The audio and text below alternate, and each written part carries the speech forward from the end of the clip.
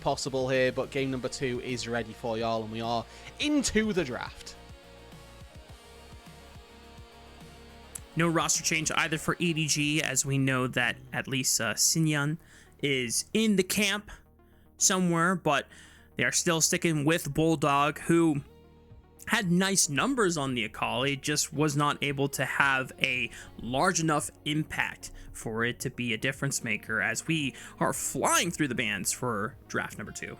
Yeah, we are. This is a real speedy one thus far. Again, a lot of attention being paid towards that top lane with the Gnar and the Vayne being taken off the board by EDG. So respect to Zuian for that one. The Orianna and the Neferi being taken out by top Esports does mean that JJ maybe has to dig a little bit deeper down into the champion pool with no Neferi. But the Ezreal gets locked in. It was left open, or is left open in game number 2, not left open from game number 1. And immediately it's going to be snapped on up. Classic for Leave. A lot of Leave fans from his NIP days will definitely remember fondly his ability to carry on this champion. The question is, can he do it in the face of JackeyLove, who has definitely, game 1 got a lot of attention from EDG and didn't get to play the game that much, but you know what? When you are all in on JackeyLove and he's still putting out very respectable damage numbers by the end, well, he is one of our best bot laners in the league for a reason. And top Esports, they're opening draft, Karma, and Rise to kick things off. And I don't mind that at all. This is already now a relatively mid-range composition by top Esports. They're going to be looking to play inside that dangerous zone, but definitely in a place where they can work very, very successfully, I would say. Response, though, by EDG is to kind of send it in that response. You see mid-range, we're going to go close range. The Nocturne, the Camille locked on in. So definitely we see one, we'll do you one better kind of style. I like this Sivir, because not only it's going to give you a lot of utility to whatever you lock in for your top side from Tian and Zuian, but also that spell shield will have some nice interactions anytime Parukia is looking to flash hook shot on top of you, or if he's not in range, you can time that spell shield and remove that Hextech ultimatum from going off on you successfully. Yeah, not an easy call, but definitely possible, and obviously for our the top level marksman, it is sort of what we would expect, so hoping that can come through, especially for Jackie. Feels like for me, one of his more proficient champions here in the Sivir, but I know that probably across his career he's just got so many already. Either way, it is going to look like a good start with that mid-range to low-range composition. It sort of gives an opportunity for anybody who wants to take some range to really dictate how the draft is going to play out, but for the time being, it's been neither side willing to look, like at your Xeraths, for example, to make the draft a little bit weirder, a little bit wilder. One last ban from EDG before we get into our second round of picks. We're going to need solo laners for EDG, and we're going to need a jungle and a top laner from top Esports. And Bessa will be taken off the table here, so it looks like ZDZ is not planning on playing the Crocodile anytime soon. Top Esports do have their at least opportunity to snag in something for Tian and give counter pick over to Zuian on final pick. Alrighty, what is it that they are going to look for themselves? I think with this composition so far, again, Xin Zhao might be good to create just a little bit of space here. The Lee Sin obviously notably available, and well, Tian, we all should know, a very proficient Lee Sin player, one of his most played actually for the split already, so actually a little bit of a surprise to see that one get let through, as EDG now have, like you say, that choice. Unfortunately, they cannot use this Camille as the flex, which I feel like it could be or has been used as for the top lane as well. I looked at the numbers yesterday because we were doing it in the CB LOL. We've seen approximately 300 games of Camille support and only 13 for the top lane Camille throughout the entirety of the year. However, that being said, with knowing that it's support here in the LPL, Parukia are going to have a pretty fun time, I'd say, going diving with the Nocturne until he reaches root from Rise, kick away from Lee Sin, and all of the problems that can come from what Top Esports have very well drafted. Yeah. I'm going to be honest, Rude. In the LPL, I don't know a single top laner outside of Ben that would be taking Camille in her current state. But Camille tweaks going into next patch. Who knows? Riot definitely wants to see her power level adjusted back to what they intended as her original role and out of both support and jungle from prior seasons. But we get our counter pick of choice from Zuian, and he looks at the entire composition and says, you know what, guys? We need a tank. I'll do it. I'm locking in the Cassante fries in the bag. I know I had fun on the Kled counter pick up until the point EDG kept ganking me, and this time I'm just gonna keep things a bit more locked down and low-key. Full bite the bullet and just accept my fate here, which, you know, a credit to the team when you can do that. Obviously, you see the Rumble that you're playing against a relatively regular answer in the Cassante, so it keeps them as Top Esports, as this mid-range composition where engaging they may struggle with. I'm looking across the board. It's Lee Sin, maybe a Q3 from the Cassante, but outside of that, is there really anything extra that's going to take them over the line here? I don't know that their engage is all that easy to come by, maybe more so relying on the fact that there's an abundance of engage on the other side, and that's what'll see them in a fight. Yeah, the only thing that Top Esports can really do as their go button is get a bunch of movement speed from Karma and Sivir and just pray. But if Top Esports have the gold advantage that they can build up through this top or jungle mid synergy, which was quite nicely displayed in game 1, well, Lee Sin Rise is the pinnacle of jungle mid early game skirmishing. So let's see if they can get it done as we hit Summoner's Rift for game number 2.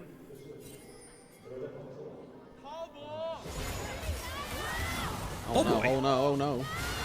During the Gyos, Parukia! No, the Gyos! JackeyLove immediately claims first blood! And I hope that EDG's Gyos can give them a second win here. JackeyLove trying to fight his way out of it, but he kites it beautifully! I know DBT's happy somewhere in the world as his go picks up 2 kills. Yeah, there we go. Top Esports already off to the races here, and I think they do need to be. Like we've mentioned, the lack of engage means they're kind of just going to have to throw their faces at the enemy and hope that it works. With that, it means you need a little bit of a gold lead, need a little bit of an advantage. Fortunately enough, 2 kills for a Sivir is exactly how you go about getting that. Multiple summoner spells burned on that bottom side skirmish as well, and if I'm Lee Sin, if I'm Rise, and I see need to wait for these keystones to disappear. Brook is still going to try to get aggressive, knowing that JackeyLove has no summoner spells. A lot all in as they ding level 2 for the Ezreal. That's a way to try and upset the balance here.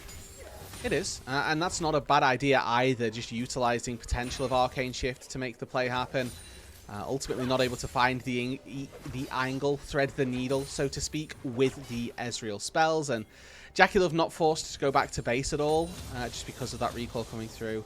Does allow for the majority of this wave to be caught, and the problems that could have befallen Jackie to not particularly exist. We'll catch up in experience, push this wave in, and probably be okay coming back into the lane with a, what is this now, two kill lead.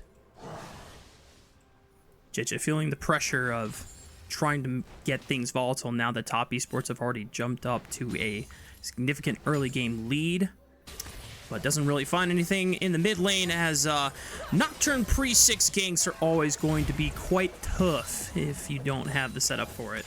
You see, Mark, this is where your millennial is showing. Tough means good now in the common era. True.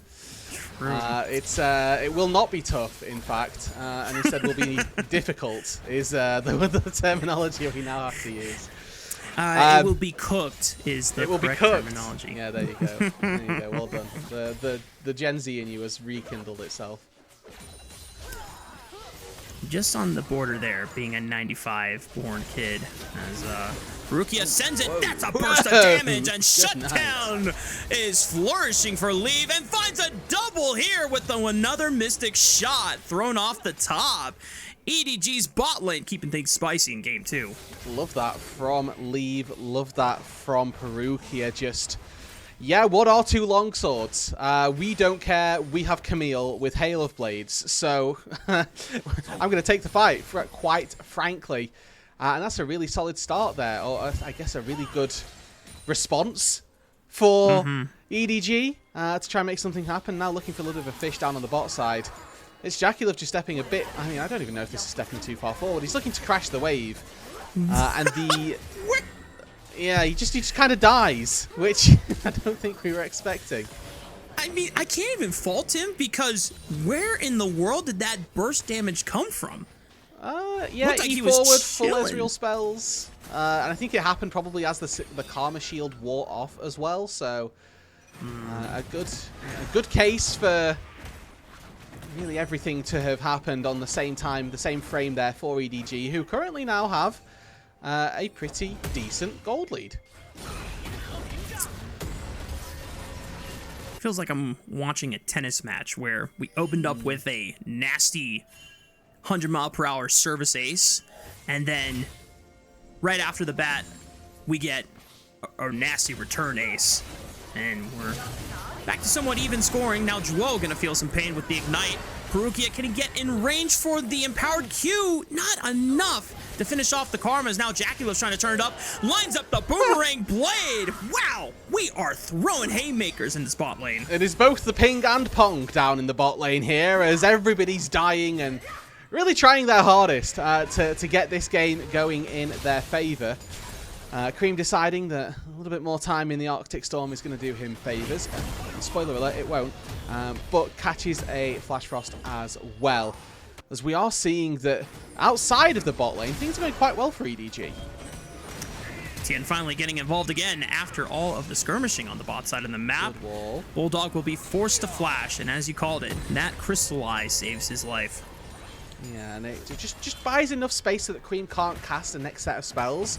Might not seem like a lot, but in that frame, in that instance, is exactly what he needs to keep himself alive and without being felled. So, excellent performance, really, from the mid laner of EDG. Nice to see that there's a little bit of a return to form. Whoa! Yeah. It's level 5 Nocturne. We're chilling, you know? Maybe Flash and Ghost didn't need to be used, or it was just Flash, wasn't it? But, you know, we're having some fun with it. Oh my goodness. Just a Nocturne jump scare there. Funny thing was for JackeyLove to be stepping up to the middle brush thinking, you know, they could look for a lane gank. Let me put a ward in here. Whoa! You're already here. I found the jump scare that I was looking for. I kind of knew that this could have been a thing, and it's still scared me anyway.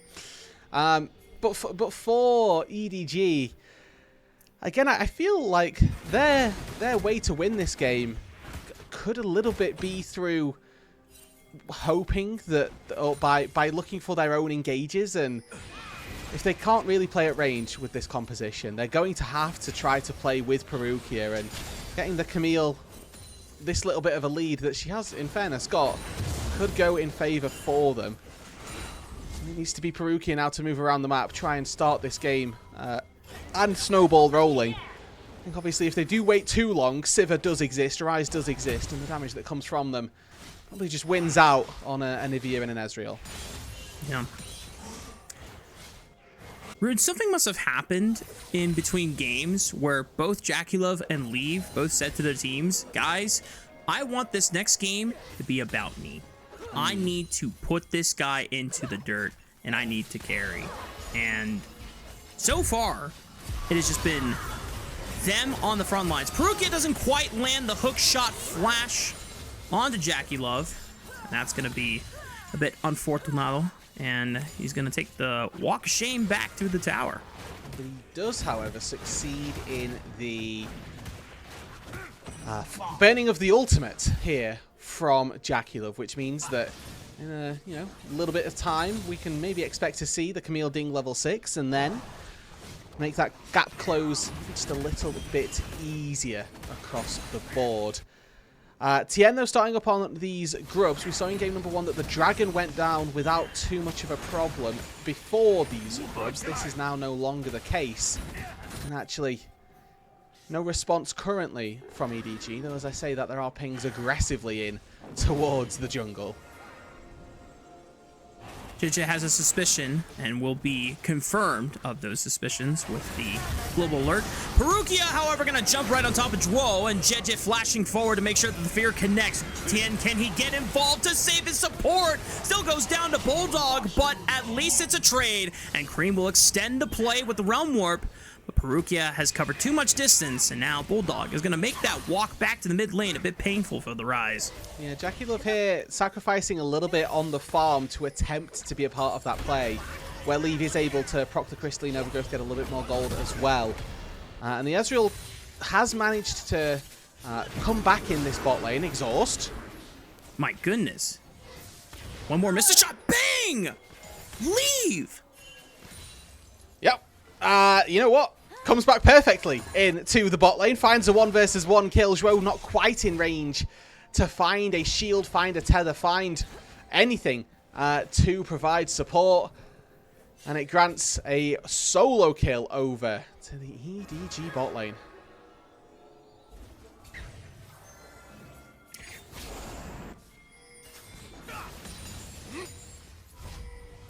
I'm a little stun locked. Yeah. Going into this series, we were ready to talk about one of the following things being all pro votes are out for our community Discord as well as just our channel. And JackeyLove was one of the pros we wanted to highlight as one, as he has had quite a damn good split, and it's pretty consistent at having a damn good split. But it feels quite disrespectful since Leave is having a pretty darn good performance, but now JackeyLove has an opportunity to show how he can come back and still have a large impact on this server, despite the fact that Leave is popping off. Yeah. Here's this guy who we want you to vote for all pro. Now watch him get solo killed. And it's, you know, it doesn't quite fit the narrative that most people would look to push. But ZDZ on this top side, getting ganked by 4. Flashes the Q3, but Tian can simply kick him over the turret wall, tanks up the last turret shot, and now JackeyLove tries to drop the aggro here and is gift wrapped to kill. Nice. And then, you know, the fact that they're able to give that kill to JackeyLove does create a little bit of tension as he takes like a 400 HP turret shot, but the Rumble has already expended all of their cooldowns. It's not too big a deal. Now it's a base race, or not a base race, it's a turret taking race to see who can take that turret first. Oh, Parukia, I don't know if that was we're still going a little too deep there. JJ will at least ensure that he is going to get the kill credit, but this might end up being a 1-for-2, and Tian guarantees it. Yes. Not the play that EDG were looking for, I don't think. If you can get the quick one-shot on, then maybe. Bulldog, though, also in trouble. Has got the egg. So he gets back to his turret, and even if Tian can find the initial lethal damage, won't be able to take down the egg form. Decides it's not worth it in the end. Poor ZDZ can't even walk back to his wave, since Zuian has successfully completed a Canic Rooker, and ZDZ is still sitting on the components for that Leandry's Torment. And because of Tian's presence in the mid lane and counter-responding to JJ, he's going to be able to pick up the first dragon. Not nothing. The response there, and it's a double objective take then for Is he dead? Looks it. Dodging everything, though. Q3. So okay, Zuian flashes forward and finally gets it done. He's 2 levels up here in the top lane, so as good as ZDZ looked with those skill shots and dodging out on them, now Parukia may be in trouble. Uh-oh. Leave, I fear you have killed JackeyLove one too many times, and now you must die for it. Yeah, top esports aren't going to take too kindly to that, as, yeah, like you mentioned, this is a start of what feels like the top esports ascendancy here. We coloured this series as a, if things go badly, then we start to ring the alarm bells. This hasn't been a clean game by top esports, but it looks like they'll be able to see it through. Again, they have the slightly better scaling composition, so with this small lead going their way, you kind of expect them to be able to take the entire thing without too much difficulty. And a 2-0 here should just reassure some fans that, well, actually, we're okay. We're not completely in the dumps. And even though it's not necessarily a clean game from Top Esports, they're not stomping them out. They're not shutting them out by any means necessary. But I do really appreciate the very proactive responses that they've been delivering, since it's mostly EDG that are pushing the pace of this game and making things extremely volatile. And so Top Esports are going, oh, okay, you wanna get rough? Let's play dirty. Let's get messy here. Yeah, they're kind of happy to do the throwing of hands and accept that, oh, well, if you're going to try and play the game like this, what's to stop us from responding and doing the exact same thing here? So, good looks, honestly, by Top Esports, as now ZDZ once again has merely existed and will have to pay for that.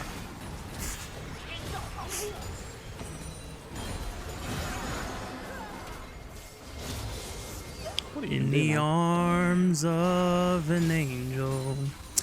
EDG responding on the top side of the map, and that's going to prompt the TP out of Zuian to see if he can save his tower from going down, and he will at least successfully ward them off from being able to acquire their first turret of the game. Oh, Top Esports now have 14,000 kills in the LPL, which is the 5th all-time for any organization. So congratulations, Top. Quite the history for the organization over the years, and have boasted a very dominant regular season record here in Split 3. See if they can continue that pedigree forward, as obviously international records tends to be the part where everyone winces and groans in pain. And recent history does not help that narrative there, but this is a Top Esports roster that when things are locked in and they are on form, especially with their newer players on this roster, it is one that it does genuinely make us excited for when we get to see them at their peaks. Yeah, and that's what makes their international fallings that little bit more disappointing. Obviously, the goal for Top Esports here will be to return to Top Esports at the end of this year with their placements and their position championship points-wise. It's going to be pretty difficult for them to not make it to an international and not make it to Worlds, but never say never. Odds are slim but not nothing, and that's always the important factor. We both get tethers going. Xiaohao connects onto JackeyLove, and Sonic Wave comes through, but Top Esports stop. Lights have been turned out by the paranoia. Parukia forcing the flash out of Tian, and they turn on to the Blind Monk to try and all-in him, but the kick does buy enough time, whereas ZDZ needs to make sure that he gets out alive, but as you called it, Bulldog provides enough space for his top laner so that he is not left to the wolves. EDG walk away with a kill for free, and they're going to try and see if they can knock out this tier 1 turret. While they're at it, JackeyLove forced to flash away. True Shot Barrage dings the spell shield, but ZDZ locked down by that tether. The Q3 hits onto multiple members, and the all-out takes them through the Raptor wall. So a 1-for-1 in the extended trade there. Feel like EDG should have been looking for a little bit more off of that, but as it turned out, they got a little bit too close to the sun, and Nocturne without ulti, not too useful, so goes back to farming, leaves his team in the mid lane, where Zuian actually comes up clutch with a couple of picks. JackeyLove has to burn both summoner spells to get out to safety, but importantly does end up surviving the onslaught coming through towards him. And that then gives Top Esports inside track on Drake number 2. Slower Drake stacking game from Top Esports, but still the ones where they are getting 100% up as we take a look back at the replay. And yet, so to start off with here, it's a lot of flashes and a lot of, as such, missed engages, but look at the wall on the bot side of the fight here from Bulldog. It means that JackeyLove and Zuian cannot get through, and effectively creates this 5 versus 3, if not 5 versus 1 scenario for EDG. Then after that, you can see on the map, well, Ryze is left, Nocturne's left. We've still got a 4v3 here. JackeyLove flashes away from some crucial skills, the spell shield barely absorbing on the True Shot Barrage there, but able to find the 1-for-1 in the end. EDG not stopping. Another decent attempt at the Crystallize, trying to cut off Top Esports from each other, but JackeyLove says it's time to go and run them down. Sonic Wave connects, and Resonating Strike forces out the flash from Bulldog, but Zuian says, I'm ready to cook this egg scramble style, and Top Esports waste away 2. Damn. Okay, they did not mess. They were not playing, and I think that they've seen EDG have their fun in the mid lane and said, all right, well, let's just bring all 5 people together to make sure that we put an end to it here. Parukia lurking, but I don't know what he's looking to find. Hextech Ultimatum blocks down 1, and JackeyLove sends it onto the back line. Joel's the first one to get dropped, and JackeyLove gets burned to a crisp by ZDZ. JJ able to make short work of Creme. It's a great response from EDG. It is, and again, it's as soon as the core members start to leave, that the problems begin to come up for whichever side it is that ends up letting their opponents get in here. Zuian starts to recoil, goes back to base, and all of a sudden his entire team crumbles around him without that big front line.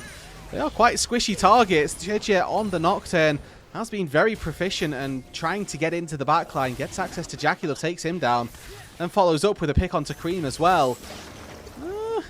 I think that the clearing here of this vision led me one way. Obviously, the Baron hasn't yet spawned, so EDG aren't able to look for that as a prize.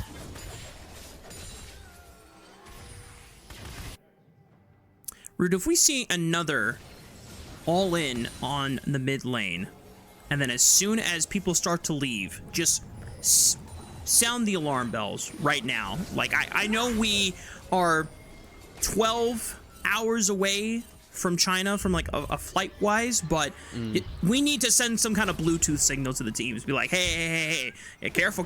We no longer have 5 on the mid wave. If only there were a way to transmit messages long distances. Oh, it has to be Bluetooth. We have to whip out the Bluetooth connected. But you're quite right that if there are problems here, you've got to start learning from the mistakes. And neither of these sides have learned from the mistakes that the other one has made. Nevertheless, we haven't found a real advantage be garnered from either side. As soon as they seem to get one, they toss it right on back and say, no, you, please. So we'll see who can come out on top in this one. Still a relatively close game currently, but as mentioned earlier, this does favour EDG. It does favour Top Esports, given they've got the Civet, the Rise, and their scaling capabilities into the late game. Yeah. There was a notion there that they might try and gank the Cassante, and it was immediately warded off. Zuian backed off immediately, and JackeyLove with the on the hunt, giving everyone a quick surge of movement speed. We're contemplating whether to just steamroll right through that choke corridor, and then they saw Nivea pop up and said, you know what? Let's not do that. It's not. I'm actually, you know what? I'm good. I like life. Is it Sid the Sloth from Ice Age? No thanks, I choose life. For anyone a fan of old noughties films. Unfortunately, Creme might have stepped on a side wave too far forward against a Nocturne composition, and EDG are swift to punish. And quite rightly so. Love to see that from EDG. Finding these picks is kind of what Nocturne does. And unfortunately for Creme there, a little bit uncharacteristic. Again, a player who, for my money, has been much better this year. I remember Cubby using the adage that Top Esports will go as far as Creme get them. I no longer think that that's the case, though apt as it was at the time. Top Esports feels like one of the leading pieces of this Top Esports roster, and one that can take them very far domestically. So a little bit of a blunder there. A little bit reminiscent of some of the problems we used to see from this player. Shout out to Creme's Annie in Split 3 last year. But yeah, as we said before, Creme has had a overall better 2026 over the course of all 3 splits, and even when we look at their MSI results, Creme was not to blame for it, and he was definitely one of the better performing parts of that run. As there is some commotion in the mid lane, Dragon has spawned. This will be the 3rd one of the game for Top Esports, and EDG currently taking up post in this river, whereas Creme might have an inside track.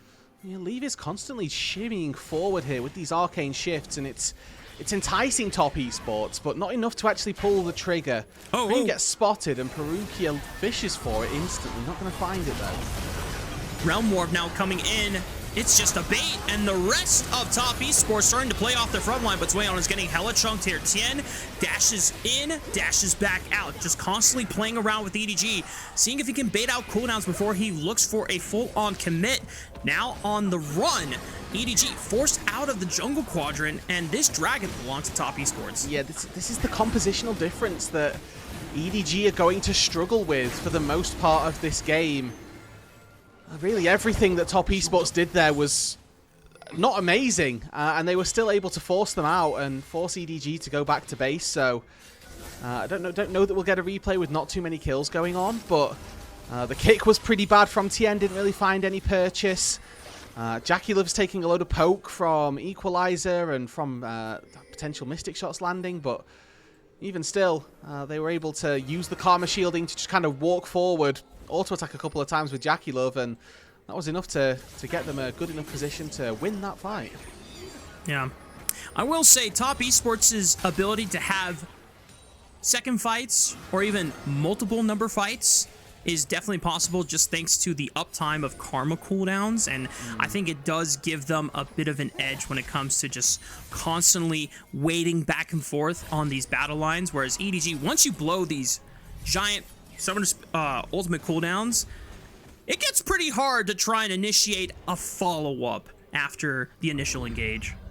It does, and we'll see if they can, well, make sure that the initial engage just works, I think is the best way to prevent that from happening, and yeah, obviously that's going to be their best route to success. Pings towards the Baron from top esports here in this case, where they're looking to try and get that one taken down. They'll do it very quickly with the Rise and the Sivir, where EDG are looking to collapse onto Zuian, who has been spotted, but I don't know that he's the one who's been spotted, more so the one doing the spotting, with EDG not really having members around to support. Don't you just hate it when the person you're flanking suddenly starts flanking you? Yeah, that's a pretty big problem in my line of work, actually. It comes to harm me quite frequently.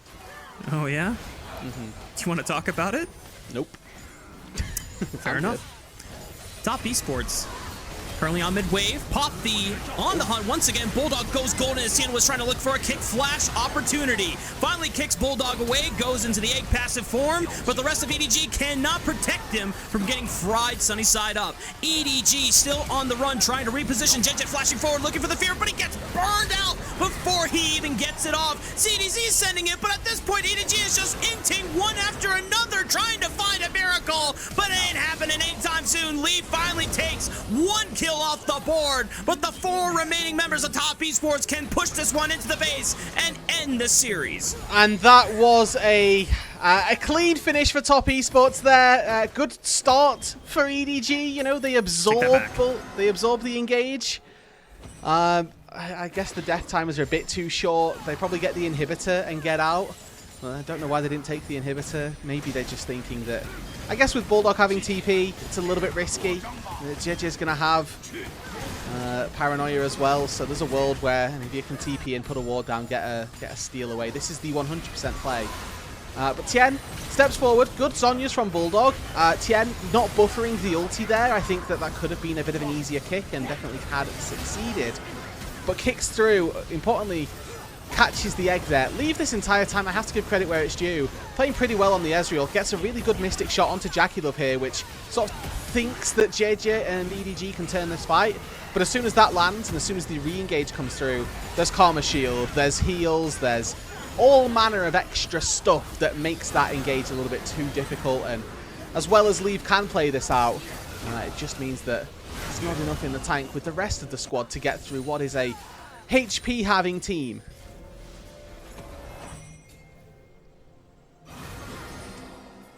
Tian was trying to hunt for a lowly Parukia who had just barely managed to squeeze that base off. But something that I've noticed, Roodood, is because we've been in the roaming support meta for so long and it's been a while since we've seen Karma, I forget that whenever you play against Karma, you need to get a Serpent's Fang user on your team. And unfortunately, not only that it's hard for someone to build it this game, but you don't have someone that is going to be consistently applying it that also is going to be a fan of building it in the first place. Yeah, your best bet, unfortunately, is Ezreal. Nocturne, you could argue if he's going for really high-value Qs to apply it over everybody, but that's not... It's just not the angle that you're looking for, to be completely honest with you. So, EDG, like you say, in a little bit of a rough spot, won't be able to get away with any form of shield break just yet. Tian hops over a wall, Zuian hops over it as well. And with the size of that wall, we can tell that Bulldog has opted into the base Nivea tech of going for W max. Hold on. Oh boy. Well, Creme thought that he could realm warp out of darkness. Unfortunately, the only place that he's going is back to the fountain. And that will stop the siege from top esports. Oh, well, that's a little bit disappointing, to be completely honest with you. That falls incredibly flat. And does just give over, well, not an inhibitor. And the fact that they're going to be able to take this soul is a little bit crazy, to be honest. I think EDG sleeping at the wheel a little bit. They're trying to get in and trying to take a fight, but they're already too late.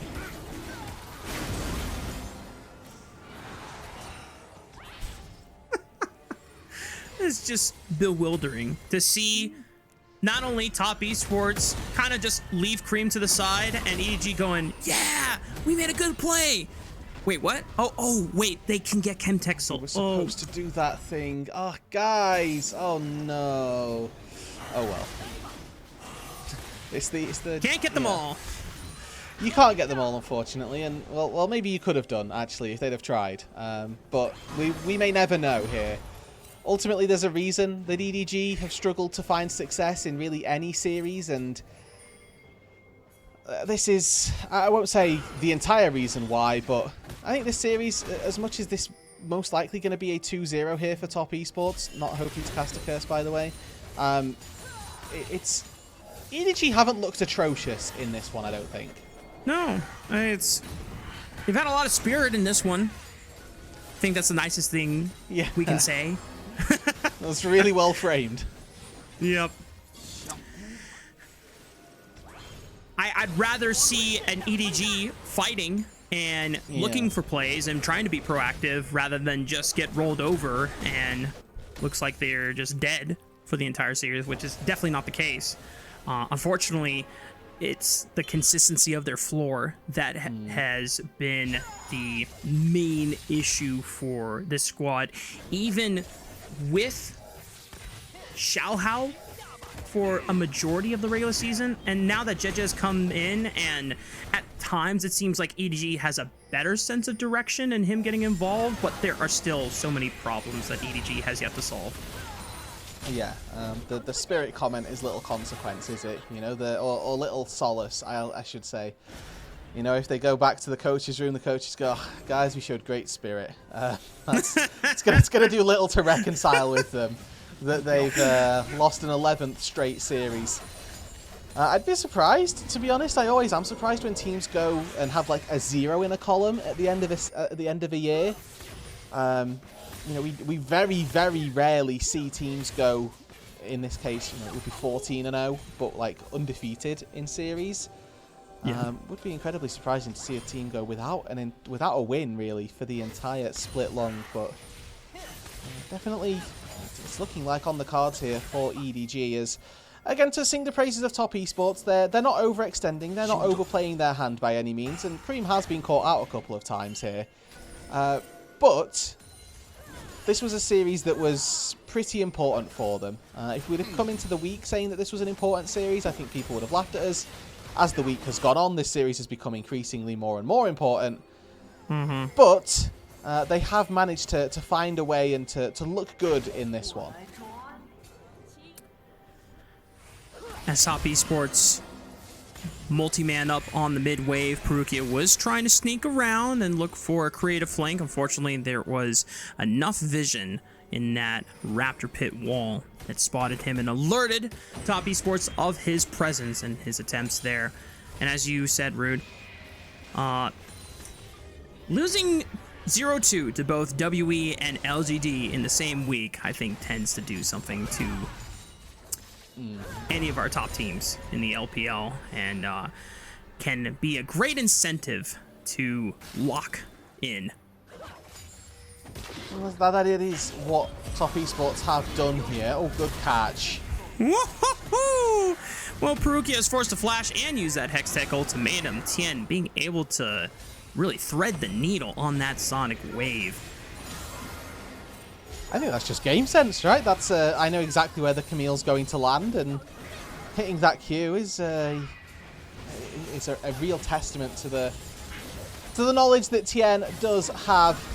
Baron now live. Elder spawns in 1 minute 40, so Top Esports a little bit pressured to make this happen, but here, Raafaa, if there were a throw to take place around a Baron, feels fitting. Zuian going to be frontlining for now. They're going to drop the Baron so that JJ doesn't get a free Baron 50-50 steal. Equalizer kind of misses in the backline. JackeyLove totally safe as ZDZ and Parukia trying to make their way into it, but ZDZ is going to be the first casualty of the fight. 2,000 HP on the... Oh, wait, did JJ get it?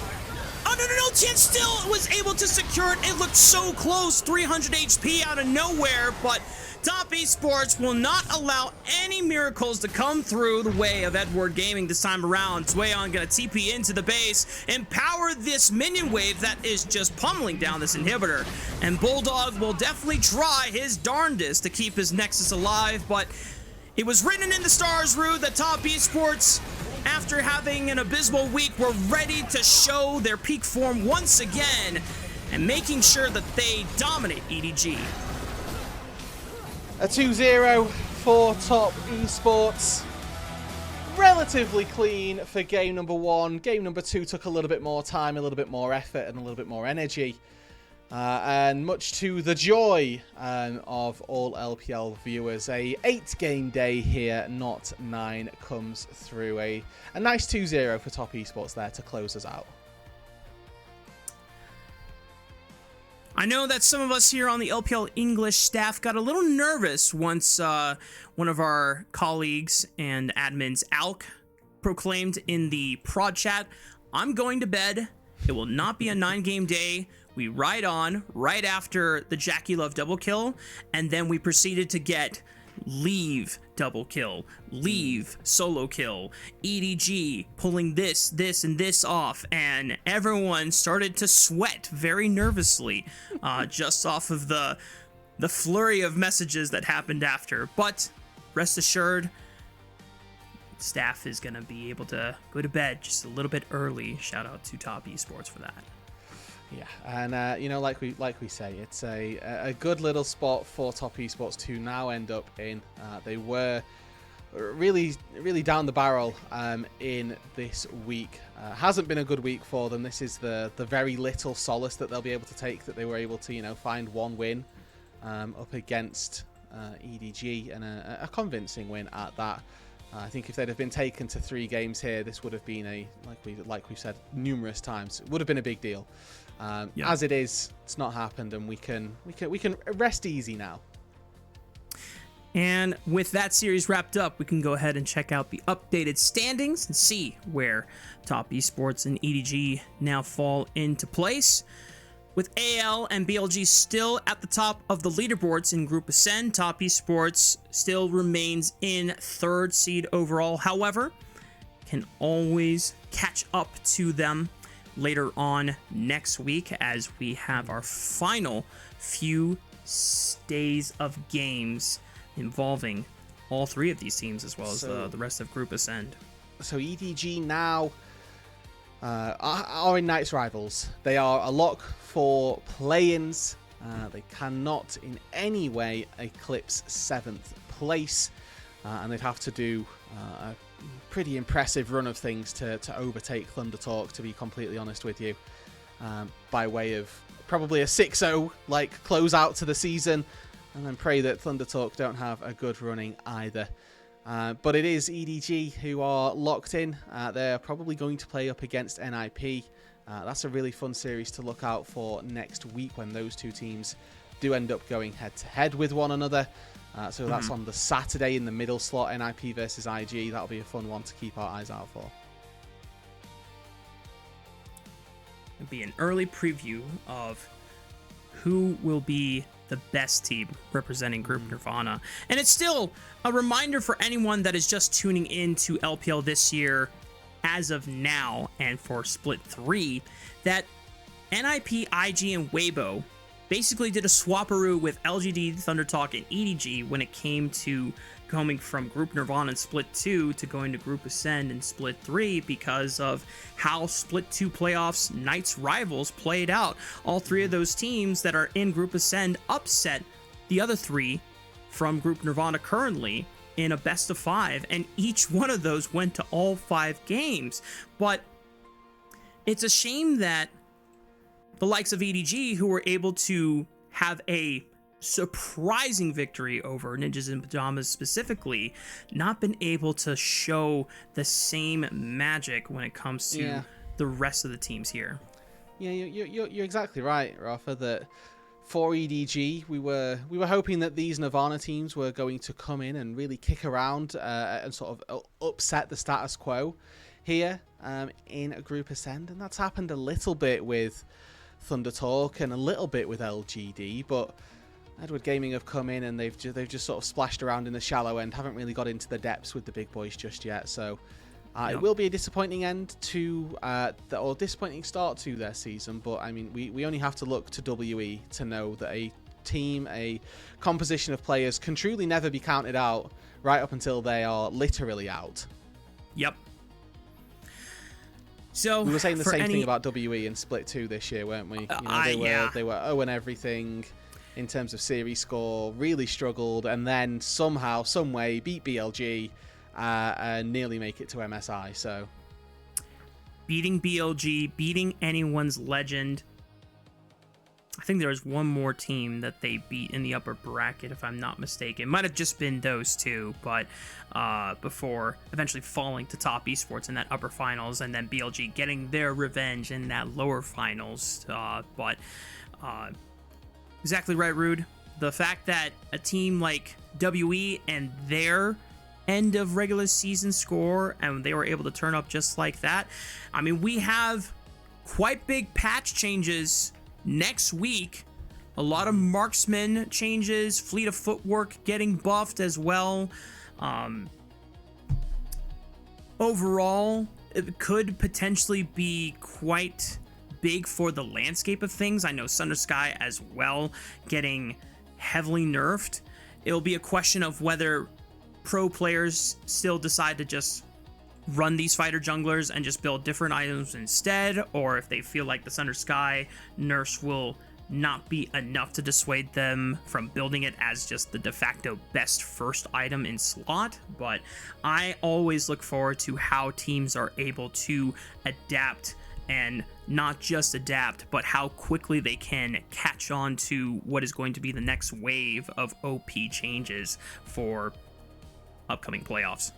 And I mean, just to take a look at these stats here, I'm grabbing myself my own screenshot here, because if we look at the neutral objectives, Void Grub, Herald, Drakes, Elder Dragon, Baron, look, nothing there for EDG in this game. They had no say in any of the neutrals whatsoever, even when there were opportunities for them to try and take them. It feels like the lanes weren't in position to support JJ enough to make those plays happen, despite, like we've said, Leave actually having a pretty decent performance on the Ezreal.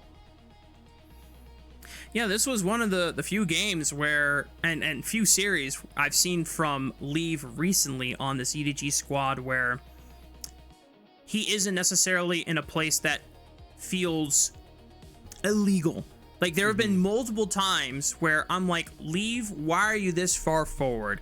And the one time that he's caught out on bot lane, I mean, it was a realm warp, it was multi-man coming in to push him off the wave, and at that point, because he is so far ahead, I feel like EDG should have been playing in respect to that possibility and trying to protect that lead a bit better.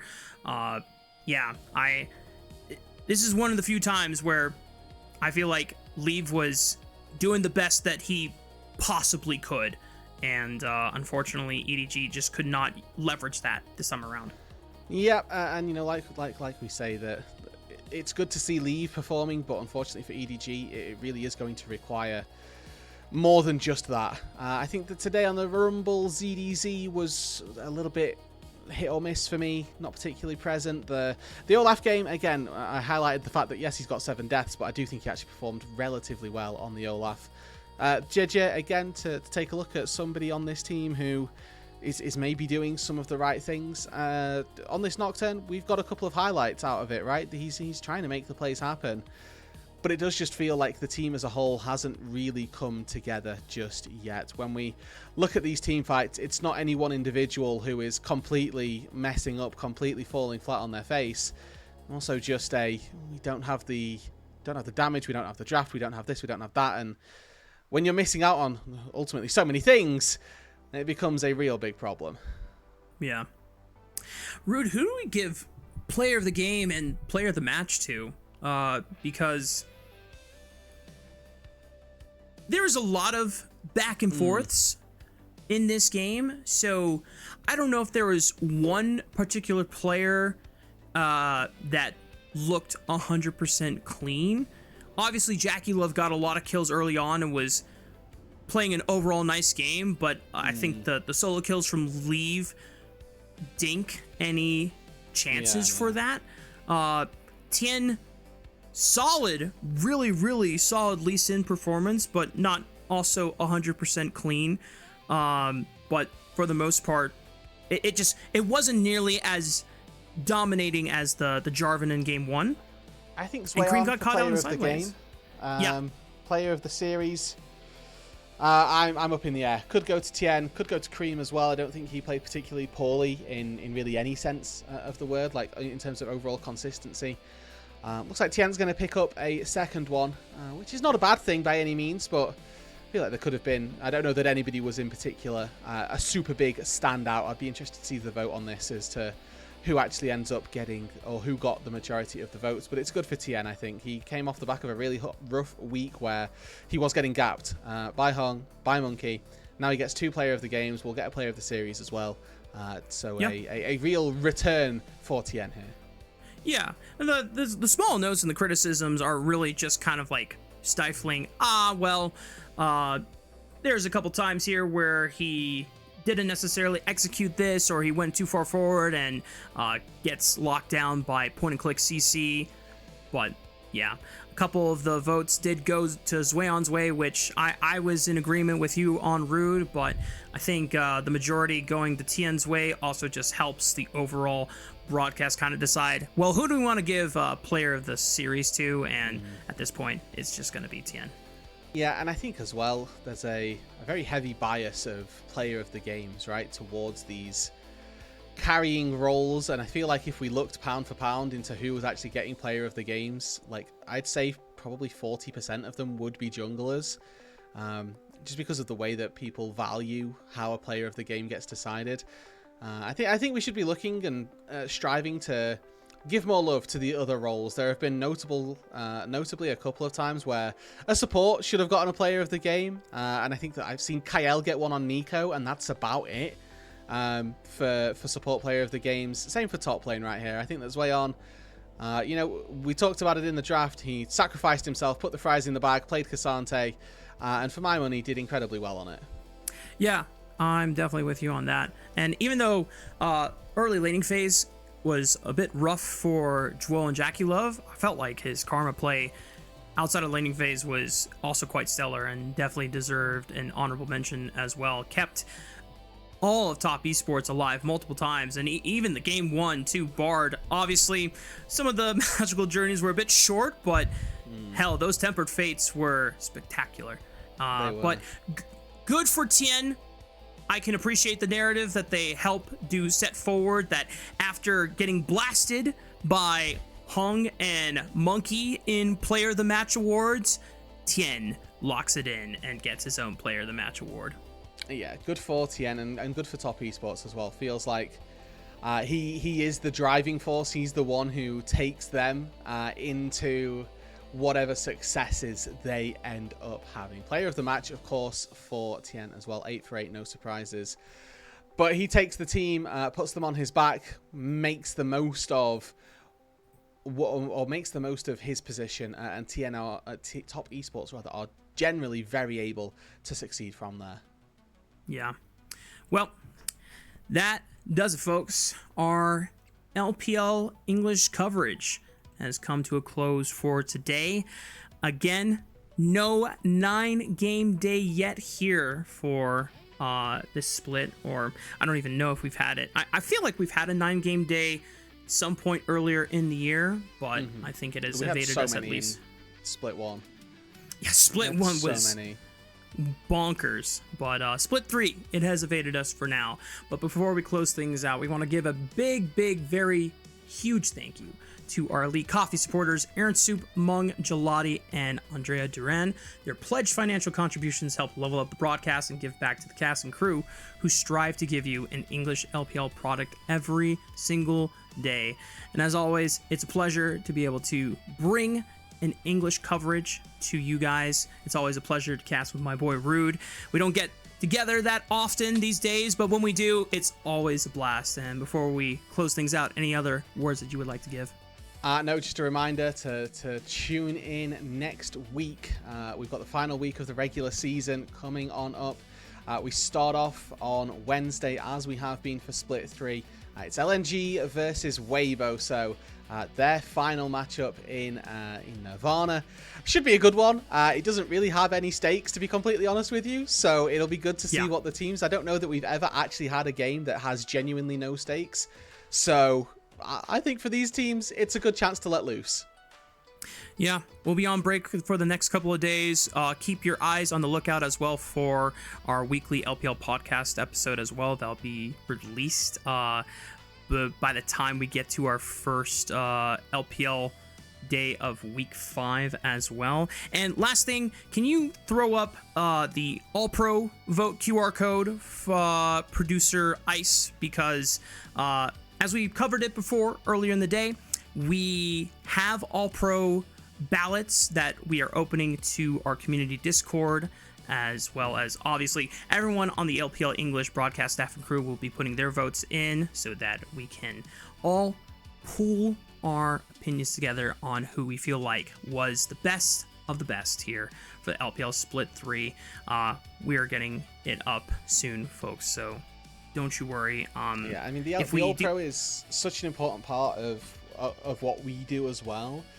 It gives you the opportunity to have a say. It gives us a chance to showcase what we as the region and what we as the unofficial broadcast have been looking for. So a really good chance. Scan that QR code, get your All-Pro votes in. Yes, we've still got a week of regular season, even if you just keep it and make sure that you've got it ready, taking those final games into consideration. Or if you just want to send them in now, get a blast for those votes going. I know I always forget to do All-Pro votes, so I might be doing it after the show. I might be with you on that one, Rude. But until next time, y'all, stay healthy, stay safe, and keep on supporting the LPL.